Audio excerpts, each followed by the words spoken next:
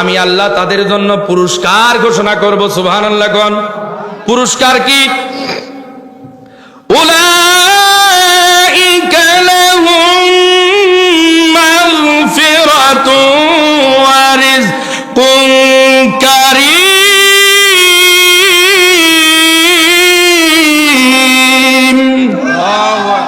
উলাইকা লাহুম, আমি আল্লাহ তাদের জন্য মাগফিরাত দিলাম, ক্ষমা ঘোষণা করলাম। সুবহানাল্লাহ কোন। শুধু কি তাই, আমি আল্লাহ তাদের গুনাহগুলি নারী পুরুষের মাফ করে দিয়ে তাদের জন্য আমি জান্নাতে সম্মানজনক জীবিকার ব্যবস্থা করে দিয়েছি। সুবহানাল্লাহ বলেন। কি জনক রিজিক, কি কি কি সম্মানজনক জীবিকা, সম্মানজনক রিজিক দান করবে আল্লাহ পাক, সম্মানজনক রিজিক দান করবে আল্লাহ। এই মাহফিলে কোরআনের কথা যারা শুনতেছে নারী পুরুষ, আল্লাহ সবাইকে ওই আল্লাহ তুমি যে জান্নাতের ঘোষণা দিছো ওই সম্মানজনক রিজিক এবং ক্ষমা আমাদেরকে করে দিও, বলে না আমিন। অবশ্যই করবে, কারণ এত রাতের শীতের ভিতরে মানুষ ঘর থেকে বাইরে হইতে চায় না। 1.5 লাখ টাকা দিয়ে ওয়াজ করে বক্তা আনে, দেখতেছি 50 জন মানুষও পাওয়া যাচ্ছে না, এত শীত। আবার এইবার কিন্তু এই ওয়াজ গুলার উপরে ঠাটা পড়ছে, ওয়াজ মাহফিলের উপরে কেমন যে মনে করেন যে মানুষের মন মানসিকতা অন্যরকম হয়ে গেছে। কথা ঠিক না? বক্তারাও বিভিন্ন তালে হয়েছে, মানুষ শ্রোতাও বিভিন্ন তালের হয়ে গেছে। সারা দেশ ঘুরে ঘুরে দেখতেছি, অবস্থা খুবই খারাপ। এই জন্য হেদায়েতের মালিক কেডা? সাবার ভিতরে 12,000 পয়গম্বর পাঠাইছে, তারপরে হেদায়েত করতে পারে নাই। নবী মুহাম্মদুর রাসূলুল্লাহর মতো বক্তা ওয়াজ করে হেদায়েত করতে পারে নাই।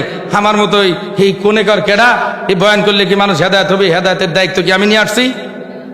হেদায়েতের মালিক কে? আল্লাহ। এই জন্য হেদায়েত চাইতে হবে কার কাছে? কোন বাপের কাছে? অনেকে আছে মাজারে যায় আল্লাহর কাছে, আল্লাহর কাছে সওয়াবাদ দিয়ে মাজারে যায়, বাবার কাছে যায়। আব্বা পীরে, বাপে বাপ ডাকে না, পীর বাপে আব্বা, ও কত সুন্দর। এরপরে আম্মা, পীর মায়েকে আম্মা করে ডাকে। এদিকে আছে না নাই? পীর, পীর মির আবার কি রে? এগুলা কি? মাজার, নারী পুরুষ একাকার হয়ে মাজারে যায়। এরপরে মহিলারা মাজারে যায়, সেজদা দেয়। এরপরে আমি চিটাগাং দীর্ঘদিন ওখানে থাকছি, মহিলারা ওই যে মাছ ভান্ডারি, এরপরে সব মাজারের তো ঠিকাদার হলো চিটাগাঙ্গে। আপনার বাইজিদ বুস্তামি একটা নাম শুনছেন? এই বাইজিদ বুস্তামিতে আমি একবার গেলাম, ওখানে তো বাইজিদ বুস্তামি রহমাতুল্লাহের মাজার নাই, কবর নাই, ওনার লাশই তো ওইখানে নাই। সে একবার আসছিল ওইখানে, সেখানে ওরা মাজার তৈরি করছে। গাছ আছে কিছু, ঠিক আছে, ওই গাছগুলোতে মনে করেন যে সুতা পেঁচাইতে পেঁচাইতে গাছগুলোকে মেরে ফেলেছে। লাল নীল, লাল আর কালো সুতা এমন পেছানি পেঁচেছে, গাছ এখনো যদি যান আপনারা দেখতে পারবেন। ওই গাছের পিছন দিয়ে মনে করেন আর রড ঢোকায় দিছে যাতে গাছটা না পড়ে। হ্যাঁ, সুতা পেঁচাইতে পেঁচাইতে গাছের অবস্থা খারাপ। যুবক যুবতী গেছে, আল্লাহ আমার প্রেমিক একজনে তুমি সুই সালামতে পাওয়া দাও বাবা। এরপরে যুবতী গেছে তার প্রেমিকের জন্য, আবার স্বামীর জন্য, কেউ বিভিন্ন আশা নিয়ে ওইখানে গে যে সুতা পেছে, এরপরে 20 টাকা 40 টাকা দিয়া কুমির এক মনে করেন খাদ্য দিয়ে খাওয়ায়া আশা পূরণ করে চলে আসতেছে। নাউজুবিল্লাহ। কানে এটা হলো শিরিক। এটা কি? ইন্না শিরকালা জুলমুন আজিম। পৃথিবীতে শিরিক মহা অন্যায়, আর যারা শিরিক করবে তাদের ঠিকানা জাহান্নাম হবে। ওই জাহান্নামে আমরা যদি যাই আমাদের কি অবস্থা হবে একবার ভাবছেন? 70,000 বছর যদি আমাদেরকে জান্নাতে রাখা হয়, কয় হাজার বছর? 70,000 বছর যদি আমাকে আপনাকে জান্নাতের ভিতরে রাখা হয়, রাখার পরে 1 সেকেন্ডের জন্য যদি জাহান্নামের আগুনে নিক্ষেপ করা হয়, 1টা সেকেন্ড, এরপরে তোলার পরে আবার 70,000 বছর জান্নাতে রাখছে, 70,000 বছর পরে বলবে আরে জাহান্নামের এত কষ্ট, এই জান্নাতে আসার পরেও আমি ভুলতে পারতেছি না। কেমন কষ্ট হবে এবার বুঝছেন? আমরা কি করে চলতেছি এখনো দুনিয়াতে, চলাফেরা কিভাবে করি ভাই বোঝা উচিত। আমরা বেমালুম আল্লাহকে ভুলে গেছি, তার নবীকে ভুলছি, রাসূলকে ভুলে গেছি। এই জন্য আসেন সব কিছু ছেড়ে আমরা কোরআন এবং হাদিসের দিকে চলে আসি। কোরআন এবং হাদিসের ভিতরেই আমাদের হেদায়েত আছে। কোনো বাপের দিকে, কোনো মাজারের দিকে, কোনো খাজার দিকে, কোনো বাবার দিকে হেদায়েত নাই। হেদায়েত একমাত্র কোরআনের দিকে। কোথায় হেদায়েত বলেন তো? কোরআনের দিকে। আল্লাহ রাব্বুল আলামিন বলেন, আমি তাদেরকে ক্ষমা করব, সম্মানজনক জীবিকা দান করব। একটু গরম পানি দিয়েন, আছে না কেউ? গরম পানি দেন, শীতের দিন তো দেন দেন, আর অল্প সময় শেষ করে দেবো। হ্যাঁ, বলতেছিলাম আল্লাহ রাব্বুল আলামিন বলেন ছোট বড় সবকিছুর খবর আমি আল্লাহ রাখি। কেন রাখি? কারণ প্রতিদান দান করব। ঠিক আছে, প্রতিদানটা কেমন আল্লাহ ওইটাই কোরআনের ভিতরে বলতেছেন। প্রতিদান এমন, বান্দাবান্দি তোমরা সারা জীবন গুনাহ করছো, গুনাহ করার পরে এই যে রামেশ্বরের মাহফিলে এসে তওবা করছো, মুনাজাত দিয়া তওবা করছো, এই তওবার কারণে পানি বাইর হইছে, চোখ দিয়া পানি বাইর হইছে। আমি আল্লাহ তোমাদের বান্দাবান্দির যত অতীতে গুনাহ করছো সব গুনাহ মাফ করে আমি তোমাদেরকে মাসুম বানায় দিলাম। সুবহানাল্লাহ। এবং যদি তোমরা মারা যাও জান্নাতের ভিতরে আমি তোমাদের উত্তম রিজিকের ব্যবস্থা করব, হাজারো রকমের খানা আমি তোমাদের সামনে দিয়া তোমাদেরকে খাওয়ায় দেব। সুবহানাল্লাহ। আল্লাহ রাব্বুল আলামিন বলেন এই যে জান্নাত এবং জাহান্নামের জন্য অধিকাংশ মানুষ আমি লিপি নির্দিষ্ট করে রেখেছি, তারপরেও মানুষেরা বিশ্বাস করে না, কোরআনের কথা বিশ্বাস করে না। কোরআনের কথা বললে তারা হাসি তামাশা করে। এক শ্রেণীর মানুষ আছে না নাই? আল্লাহ রাব্বুল আলামিন বলেন والذين سعوا في آياتنا معاجزين, আর যারা আমি আল্লাহর কুরআনুল কারীমের আয়াত সমূহকে ব্যর্থ করার জন্য উঠে পড়ে লেগেছে, উলাইকা লাহুম আযাবুম মির রিজজিন আলীম, তাদের জন্য রয়েছে যন্ত্রণাদায়ক শাস্তি। যারা আমার আয়াতকে ব্যর্থ করার জন্য উঠে পড়ে লেগেছে আমি আল্লাহ তাদের জন্য যন্ত্রণাদায়ক শাস্তির ব্যবস্থা করছি। নাউজুবিল্লাহ কি বলা যাবে? সবার উপরে কোরআন সত্য, এর উপরে আর কিছু সত্য আছে? এরপরে আর কোনো সত্য নাই। এরপরে আল্লাহ পাক রব্বুল আলামিন বলেন এই যে কুরআনুল কারীমকে এক শ্রেণীর মানুষেরা ব্যর্থ করার জন্য উঠে পড়ে লেগেছে, অথচ আমি আল্লাহ কোরআন সত্য দান করলাম, এর উপরে আর কোনো সত্য নাই। আল্লাহ রাব্বুল আলামিন বলেন ওয়ায়ারাল্লাযীনা উতুল ইলমাল্লাযী উনজিলা ইলাইকা মির রাব্বিকা হুয়াল হক। সুবহানাল্লাহ। কোন একবার এখানে সমস্যা নাই, এরকম ভাবটাও নাই মনে করেন যে ওই মাহফিলে যে জিকির আজগার এগুলো আসলে কাজ না। কোরআন হাদিসের কথা, মাহফিল গুলো একটা নষ্ট চরিত্র হয়ে গেছে, মানুষ ওইটাই তো চায়। মাহফিল মনে করো কোরআন হাদিস বাদ দিয়ে খালি গাও, একটু পর পর গজল গাও, এবার জিকির গাও, এবার সাল্লাল্লাহ ধরো, এই ওয়াজের আগামাতায় খুঁজে পাও না। সারা দেশের অবস্থা এরকম। কি কথা ঠিক না? কোরআন হাদিস কিন্তু নাই, শুরু শেষ কোরআন হাদিস থাকবে। এত গজল আসে কেন কোরআনের মাহফিলে এসে? গজল একটা দুটো গাওয়া যায়, যে কালেকশন করা লাগে, গজল না গেলে হয়ও না। ওই সময় খাওয়া যায়, ঠিক আছে। এই যে মানুষ বসে এক ধারছে যখন থাকে, এখন অত গজলের দরকার কি? গজল তো এমনি শোনা যায়। সঠিক কথাগুলো কইলে, কোরআন হাদিসের কথা কইলে মানুষ কিন্তু পাওয়া যায় না বেশি। কথা কি ঠিক কিনা ভাই? ঠিক। কোরআন হাদিসের কথা মানুষ শুনতেই চায় না। আকাম কুকাম মনে করেন যে ওই মাহফিলের ভিতরে করলে গেলে মানুষ ভালোবাসে বেশি, হাজার ফেসল ভালোই শুনবে পারে। কিন্তু কোরআন হাদিসের এরকম তাফসির, আমার ডাইরেক্ট তাফসির, সারাদিন কইলে গেলে রাত কোয়া যাবে, শেষ হবে, এরপর শেষ হবে না। হাদিস কোরআন, আমি কি বাইরের কোনো কথা বলতেছি? কোন তো কোরআন হাদিসের এগুলো শুনতে হবে, আর অল্প সময়ের ভিতরে শেষ দিয়ে আলবো। তে আল্লাহ পাক বলতেছেন, দেখেন এখানে ঘোষণা দিচ্ছে কি, আল্লাহ পাক বলেন যারা জ্ঞানী, যারা কি বলেন জ্ঞানী, তারা জানে ও নবী আপনার উপরে যে কুরআনুল কারীমকে আমি ওহী করলাম হুয়াল হক, তা সত্য। এরা জ্ঞানী ব্যক্তিরা জানে এবং সাক্ষ্য দিবে। সুবহানাল্লাহ। কন্যা আমরা কি সাক্ষ্য দেই যে কোরআন সত্য? কারা কারা সাক্ষ্য দিয়ে হাত তোলেন। লিল্লাহে তাকবীর। দিন ইসলাম, দিন ইসলাম, কোরআন সুন্নাহর আলো। আল্লাহ রাব্বুল আলামিন বলেন এই জ্ঞানী ব্যক্তি যারা হবে, নারী পুরুষ সবাই জ্ঞানী ব্যক্তি যারা হবে, এদের ভিতরে যারা জ্ঞান চর্চা করবে, আল্লাহ রাব্বুল আলামিন বলেন যারা এই কুরআনুল কারীমের কাছে আসবে, আমি আল্লাহ রাব্বুল আলামিন ঘোষণা দিয়া দিলাম এই কুরআনুল কারীম তাদের জন্য হেদায়েত হয়ে যাবে। সুবহানাল্লাহ। ওয়ায়াহদি ইলা সিরাতিল আজিজিল হামিদ।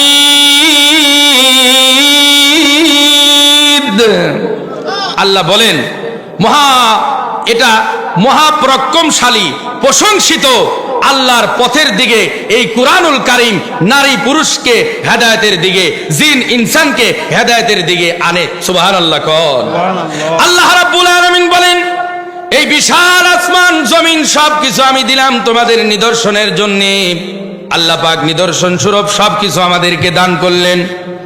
আর মানুষ বেমালুম গুনাহ করে, গুনাহ করার পরে মানুষেরা যখন অনুতপ্ত তাদের ভিতরে আসে, আরে আমার জিন্দিগির থেকে এমন একটা গুনাহ হয়ে গেল, আল্লাহ কেউ দেখে নাই, আল্লাহ তুমি দেখলা, ও আল্লাহ তুমি এই গুনাহগুলি যদি আমার মাফ করে দাও তাহলে ভবিষ্যতে আর কোনো গুনাহ করব না। কারণ গুনাহ যদি করে, বান্দা বান্দি যদি গুনাহ করে, কবরের যে চাপ হবে, এই কবরের চাপের কিন্তু আযাবের যে একটা চাপ হবে, এই কবরের মাটির চাপ কিন্তু আমরা কেউ সহ্য করতে পারবো না। পারবো নাকি? এমনও সাহাবী আছে আল্লাহর নবীর সাহাবী সাদ বিন মুআজ রাদিয়াল্লাহু তাআলা আনহু। বলেন তো সাহাবীর নাম কি? সাদ বিন মুআজ। এই সাদ বিন মুআজ বদর যুদ্ধের প্রথম শহীদ হয়েছেন। তার ছেলের নাম হযরতে জাবের। হযরতে সাদ বিন মুআজ বদরের যুদ্ধে প্রথম শহীদ হয়েছেন। শহীদ হওয়ার পরে তার সন্তান কাফনের কাপড়টা সরায়া বাপের দিকে তাকায়া কান্নাকাটি করতেছে। আল্লাহর নবী জনাবে মুহাম্মদুর রাসূলুল্লাহ সাল্লাল্লাহু আলাইহি ওয়াসাল্লাম বলেন, ও জাবির তুমি কান্দো কেন? তোমার বাবার বিরহের জন্য তুমি কান্নাকাটি করো, অথচ তোমার বাবার জন্য আল্লাহ রাব্বুল আলামিন আসমানের ফেরেশতার মাধ্যমে তোমার বাবার উপরে যে রৌদ্রের তাপ পড়তেছিল, আসমানের ফেরেশতারা তোমার বাবাকে রৌদ্রের তাপ থেকে ছায়া প্রদান করতেছে। এই সাহাবীর মর্যাদা বেশি না কম? আরো জোরে বলেন, বেশি না কম? এই সাহাবী যখন শহীদ হয়ে গেল, শহীদ হওয়ার পরে তার সন্তান কান্নাকাটি করলো। আল্লাহর নবী বলেন, খবরদার কান্নাকাটি করো না, তোমার বাবাকে আল্লাহ রাব্বুল আলামিনের আসমানের ফেরেশতারা রৌদ্রের থেকে বাঁচানোর জন্য, হেফাজত করার জন্য আসমানের ফেরেশতারা তাদের নূরের তৈরি পাখা বিছায়া দিছে। এত মর্যাদাপূর্ণ সাহাবী। আমরা কি ফেরেশতার পাখা নিচে কখনো আশ্রয় নিছি? নেই, দেয়ও নাই। কেমন? আল্লাহর নবী মুহাম্মদুর রাসূলুল্লাহ সাল্লাল্লাহু আলাইহি ওয়াসাল্লামের সাহাবী হযরতে সাদ বিন মুআজ শহীদ হওয়ার পরে তার মা ঘরের ভিতর থেকে যখন লাশখানা বাহির করে, এমন সময় সন্তানের বিরহের ব্যথার জন্য মা কান্নাকাটি করে। আল্লাহর নবী সামনে অগ্রসর হয়ে বলেন, ওগো মুআজ, সাদ ইবনে মুআজের মা, তুমি কান্নাকাটি করো না। তার কারণ তোমার সন্তান এমন একজন সন্তান, যে সন্তানের দিকে আল্লাহ রাব্বুল আলামিন হাসরের ময়দানে তাকায়া সর্বপ্রথম যে হাসি দিবেন, সেটা হলো তোমার সন্তানের দিকে তাকায়া হাসবে। আল্লাহ রাব্বুল আলামিন কোন মানুষের দিকে তাকায়া হাসবেন না। হাসরের মাঠ কায়েম হয়ে গেল। হাসরের মাঠ কায়েম হওয়ার পরে আল্লাহ রাব্বুল আলামিন সর্বপ্রথম যে একটা হাসি দিবেন, ওই হাসিটা দিবেন সাদ বিন মুআজের দিকে তাকায়া। মর্যাদা বেশি না কম? আল্লাহর নবী মুহাম্মদুর রাসূলুল্লাহ বলেন, ও সাহাবীরা শোনো, সাদ বিন মুআজ কি যখন জানাজা করার জন্য আমি ইমামতিতে দাঁড়ালাম, সাদ বিন মুআজের জানাজায় আল্লাহর তৈরি নূরের ফেরেশতা ৭০,০০০ ফেরেশতা জানাজায় অংশগ্রহণ করেছে। এত মর্যাদা সম্পন্ন একজন সাহাবী। এরপরে শুধু কি তাই, এই সাহাবী যখন ইন্তেকাল করে, শহীদ হয়, আল্লাহ রাব্বুল আলামিনের আরশ আছে, ওই আরশটা একবার কেঁপে উঠেছিল। আল্লাহু আকবার বলেন। এই বিশাল বড় আরশ কেঁপে উঠলো কার কারণে? সাদ বিন মুআজের কারণে। এত একজন ভালো মানুষ, নেককার মানুষ ইন্তেকাল করেছে, এই কারণে আসমান কেঁপে উঠেছিল, আল্লাহর সিংহাসন কাঁপলো। আল্লাহ রাব্বুল আলামিন বলেন, এই সাহাবীকে আমি এত মর্যাদা দান করেছি।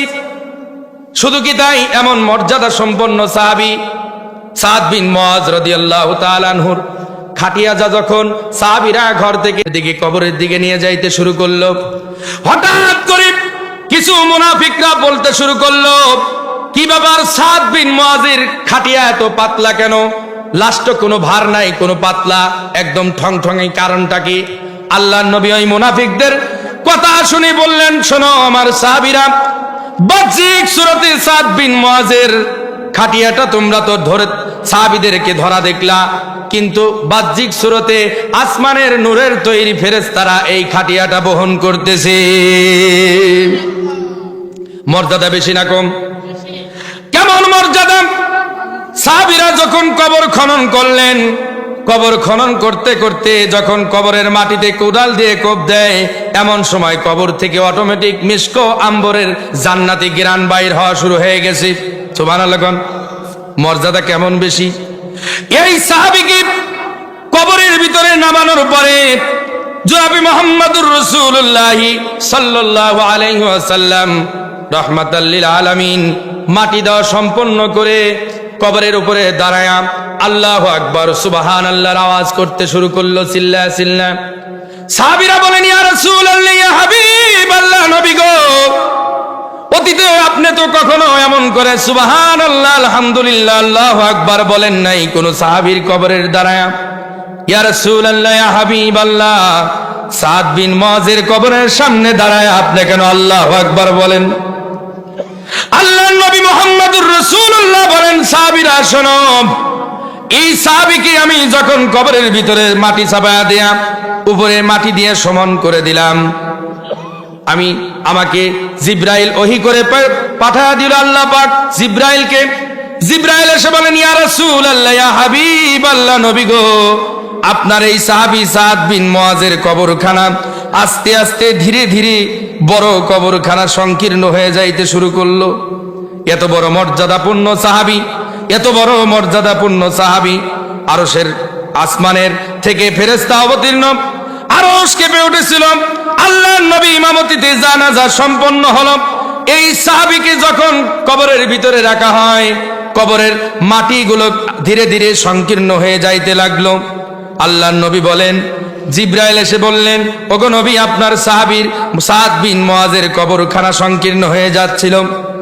আল্লাহর নবী মুহাম্মদুর রাসূলুল্লাহ এই জন্য বলেন সুবহানাল্লাহ আল্লাহু আকবার বলার কারণে কবরের মাটিগুলো আবার প্রশস্ত হয়ে গেল। আল্লাহু আকবার।